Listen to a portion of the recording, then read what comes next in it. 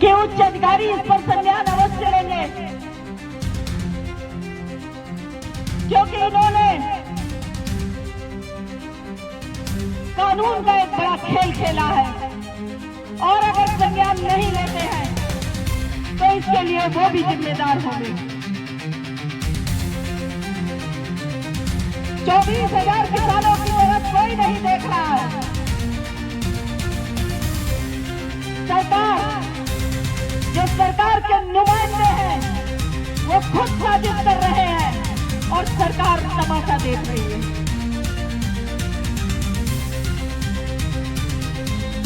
सरकार के नेता बैठकर चुनाव की तैयारियां कर रहे हैं कि टिकट हमें मिल जाए तो इस बार विधायक हम बन जाए, लेकिन किसान की दरी पर बैठने को और किसान से आंखें मिलाने की किसी की हिम्मत नहीं है। गन्ने के भुगतान की कोई बात न करे। गन्ने के भुगतान की बात करना आज की तारीख में इस बीजेपी सरकार में ऐसा हो गया है कि जैसे आपने कोई बहुत बड़ा अपराध कर दिया।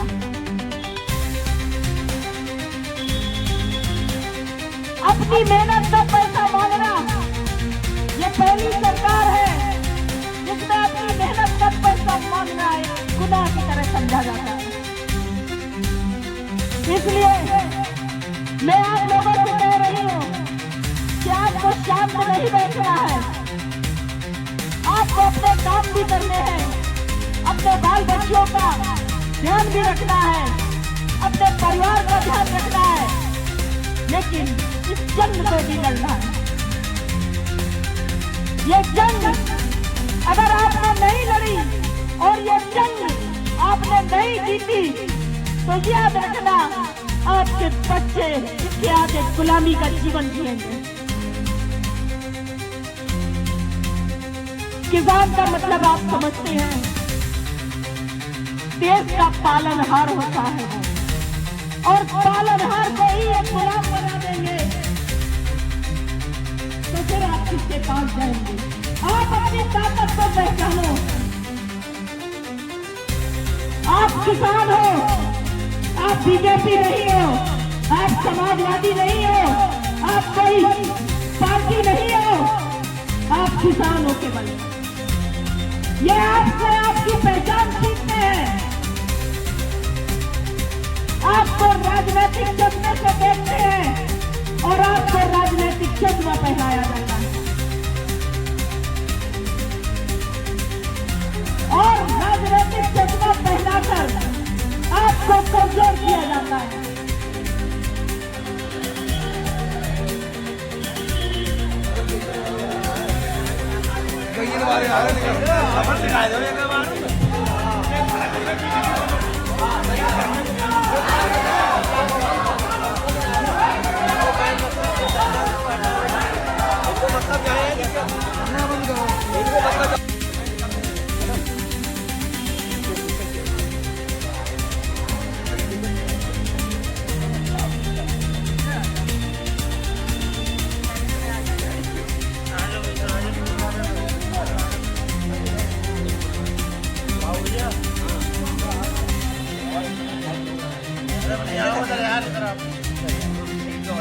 नहीं आओगे ना?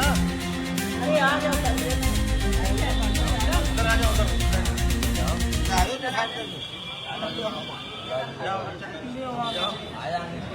आप नया हो तुम जाओ।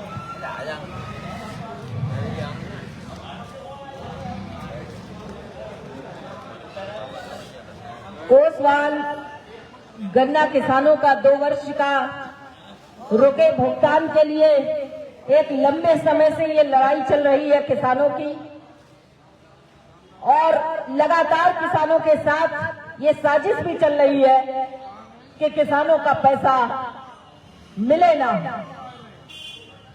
ये नेताओं की साजिश चल रही है कि किसानों का पैसा कैसे रुकवाया जाए।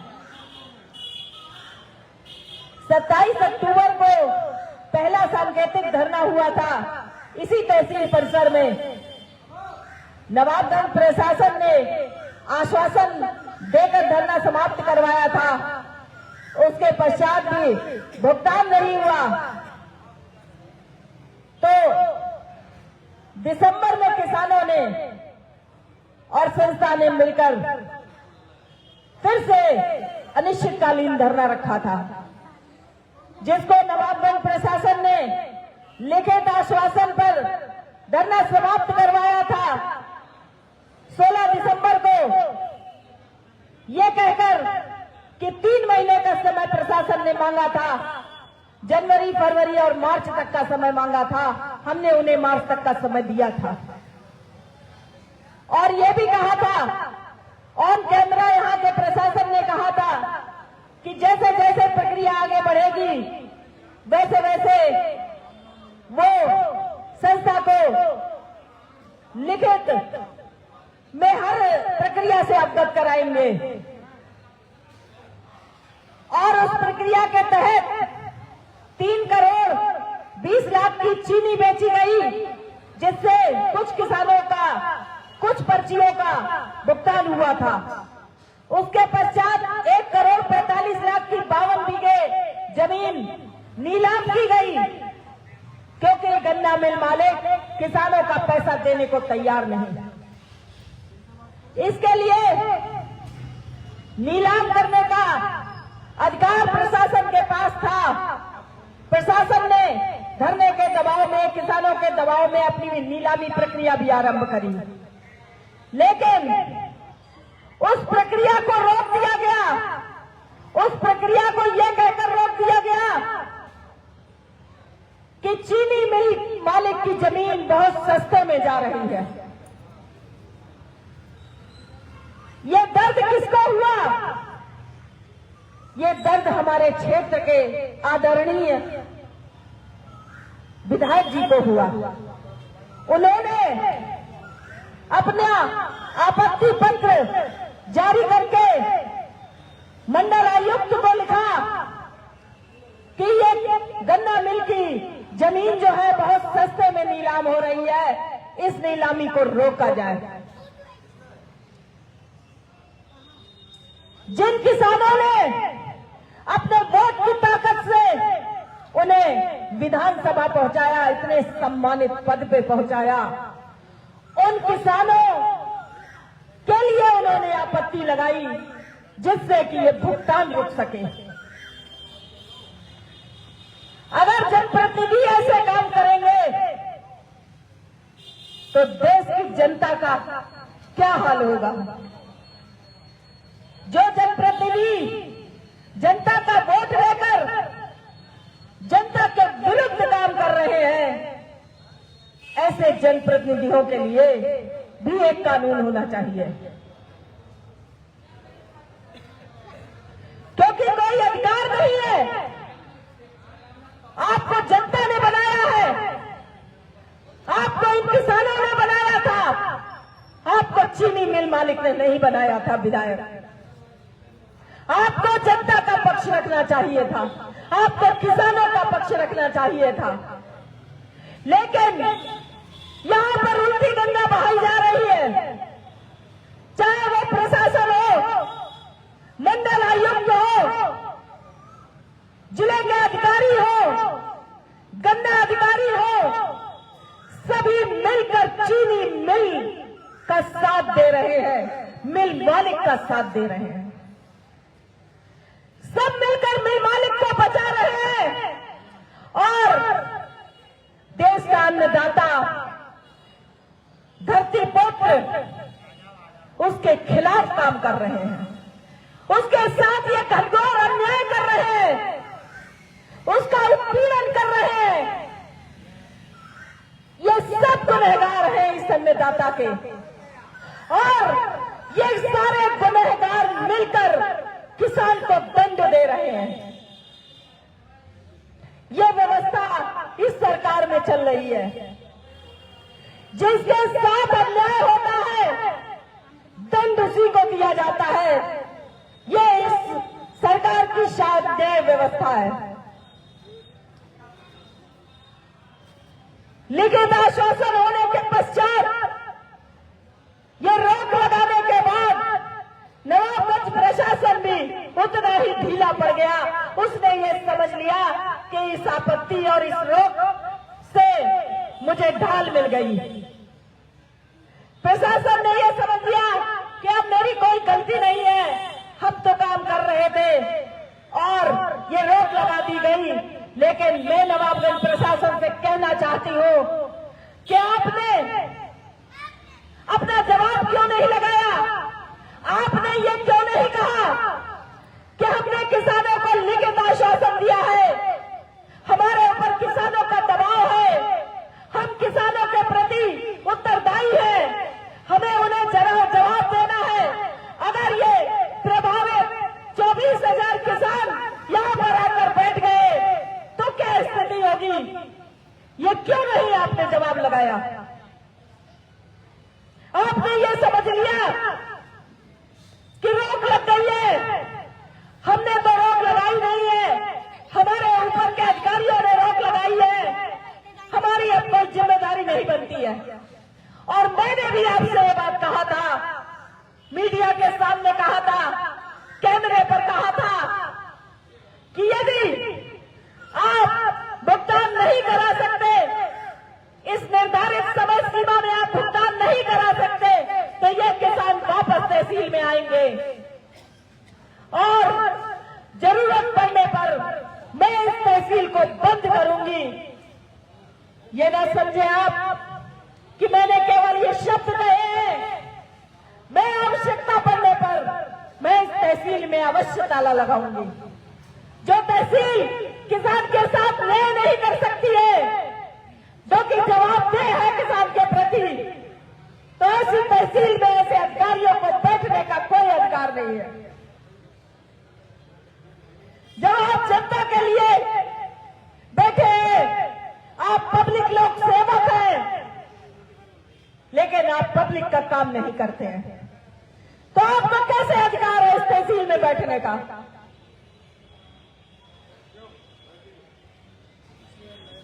यहां पर बैठा किसान मजबूर होकर बैठा है, आपने मजबूर किया है, आप अपने वादे में फेल हो चुके हैं, आपने किसानों की तरफ नहीं देखा और आज ये किसान बरेली मंडल के मंडल आयुक्त से अपना जवाब मांगने आए हैं कि आपने जो रोक लगाई है, किस आधार पर रोक लगाई है? एक निराधार आपत्ति पर। किसान की जमीन की शायद आपकी नजर में कोई कीमत नहीं है, लेकिन चीनी मिल मालिक की जमीन में से आपको बहुत दर्द हो रहा है कि वो जमीन सस्ते में क्यों बिक रही है, जबकि नियम यह होता है कि सर्किल रेट से ऊपर बिकनी चाहिए और सर्किल रेट से ऊपर किया नीलामी होने के बावजूद भी मंडल आयुक्त उसको अपनी पावर से उस आपत्ति के आधार पर रोक लगाकर, नीलामी में रोक लगाकर 24,000 किसानों का गला घोटने का काम किया है।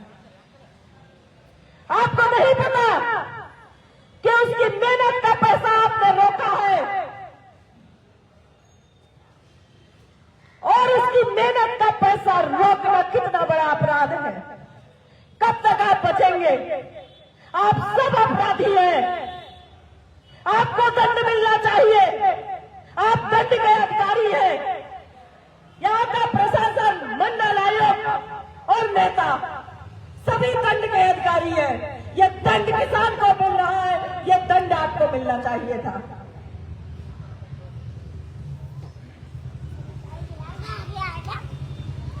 ये किसान की लड़ाई है, ये अन्याय की लड़ाई है।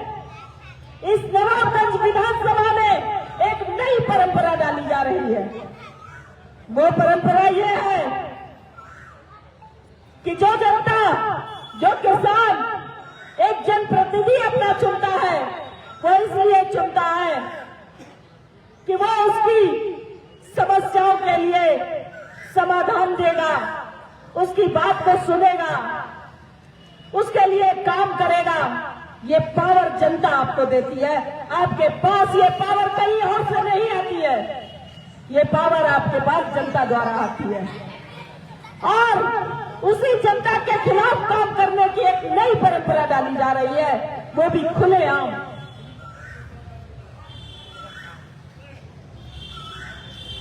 ये एक संगठन बन चुका है। प्रशासन, नेता, उच्च अधिकारी, ये सब मिलकर ये सोचते हैं कि मेरा ये लोग क्या बिगाड़ लेंगे।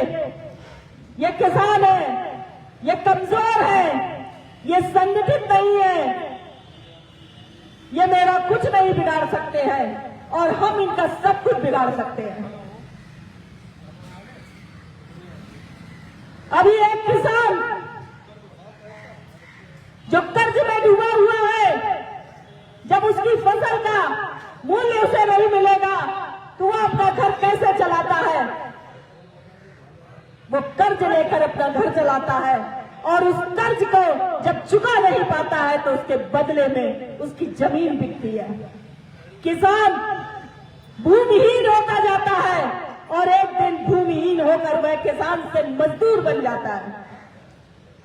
यह मजदूर बनाने की प्रक्रिया चल रही है, किसानों की जमीन छीनने की प्रक्रिया चल रही है। इस तरह तड़पाओ इनको कि यह किसान से मजदूर बन जाए।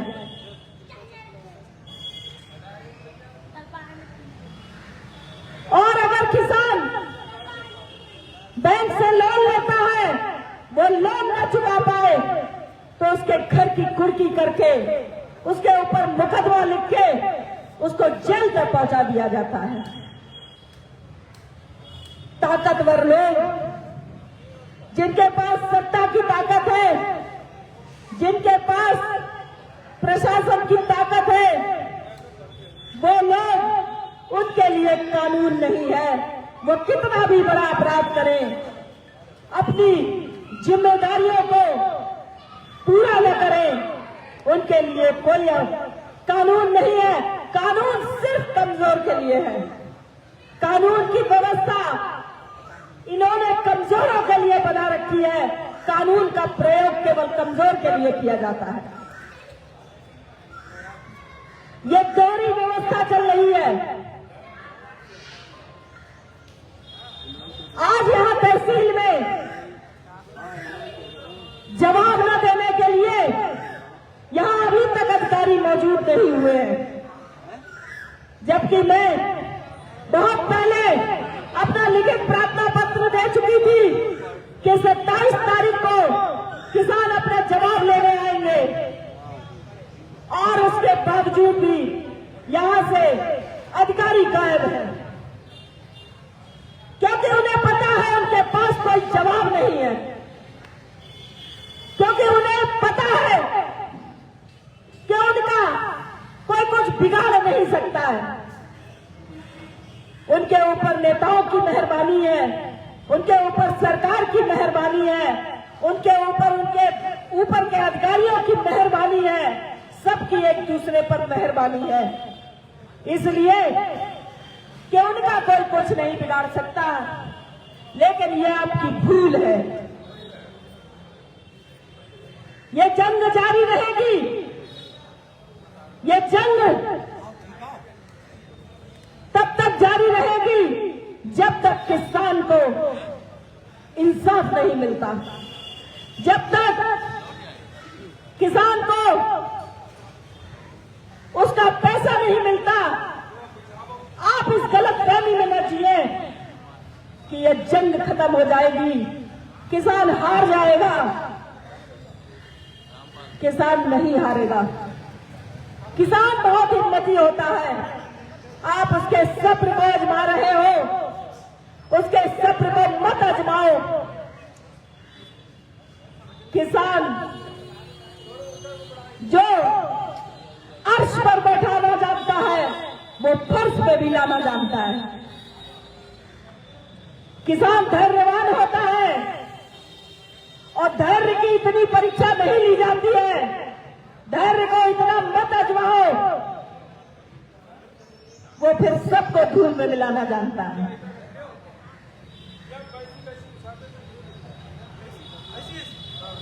यहां पर ये किसान बैठे रहेंगे जब तक जो मांग मैंने रखी है कि मंडल आयोग यहां पर आकर किसान के सवाल का जवाब दे। ये दरी बिछी रहेगी जब तक सवाल का जवाब नहीं मिलता है, तब तक ये किसान बैठे रहेंगे। ये 24,000 किसानों के मेहनत के पैसे का सवाल है, जिस पर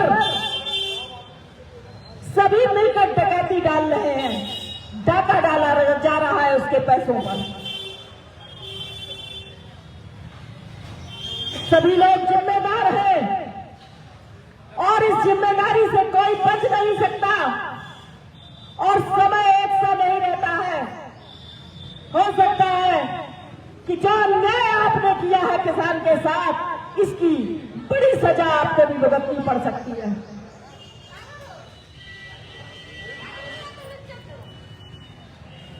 इसलिए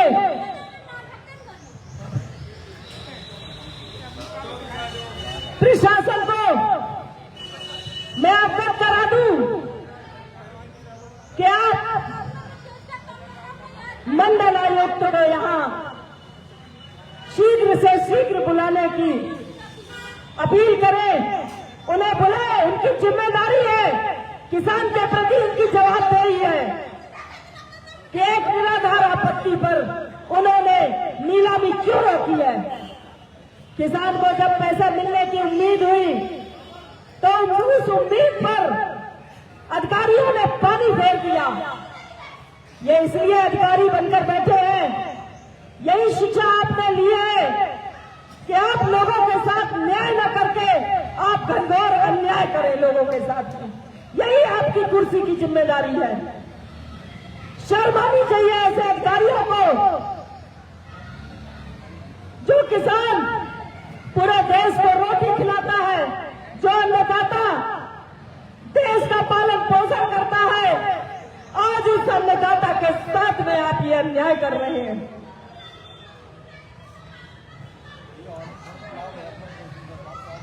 ये तहसील अधिकारियों के बैठने की आरामगाह नहीं है। ये तहसील किसानों की तहसील है। यहां पर लोग अपने इंसाफ के लिए आते हैं। यहां पर बनी है अदालतें इंसाफ के लिए बनी है, लेकिन यहां पर इंसाफ की जगह नाइंसाफी होती है। और अधिकारी आज शायद किसान के सवालों का सामना करने की स्थिति में नहीं है, इसलिए आज यहां पर एक भी अधिकारी मौजूद नहीं है। जबकि इनको बहुत पहले से यह सूचना है। मैं सभी जिले के उच्च अधिकारियों तक अपनी चिट्ठियां दे चुकी हूं कि 27 तारीख को हमें जवाब चाहिए, मंडल आयुक्त का जवाब चाहिए। जो मंडल आयुक्त अपनी पावर का गलत इस्तेमाल करते हुए उन्होंने इस नीलामी को रोककर किसान के पैसे को रोक दिया, किसान के फसल के मूल्य को मिलने से रोक दिया।